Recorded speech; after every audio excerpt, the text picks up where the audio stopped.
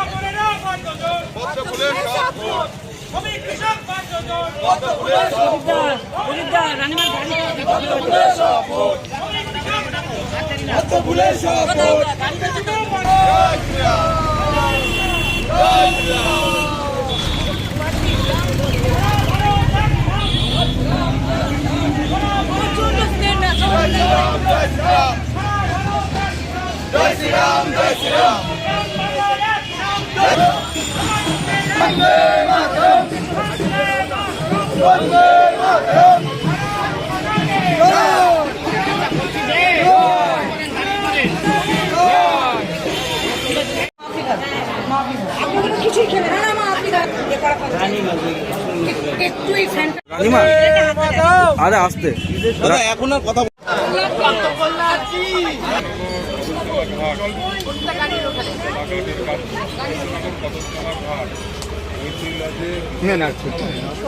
আচ্ছা সে দেওয়া যাবে কোনো দিন।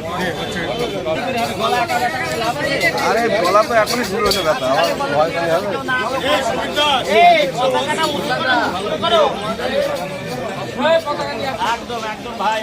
আপনার মূল প্রতিদ্বন্দ্বী কে, তৃণমূল না সিপিএম? কেউ নয়। কেন, তারা কেন নয়?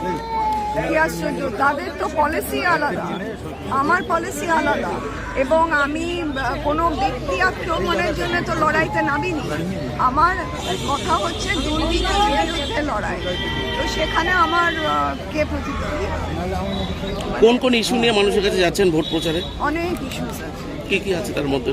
আমাকে তো প্রধানমন্ত্রী 100টা কর্মসূচির কথা বলেই দিয়েছে, তার মধ্যে অনেক আছে। এখন কি সবকটা বলা যাবে? একটা বলছি, করিমপুর টু কৃষ্ণনগর রেলপথ, এছাড়া আছে পলাশী সুগার মিলটা আবার বাঁচিয়ে তোলা, এরকম অনেক আছে। ভোটে জিতলে কি এগুলো কোনো কাজ হবে? হবে না।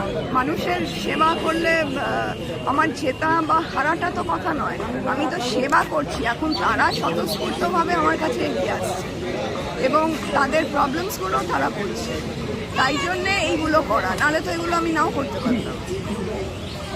ঠিক আছে।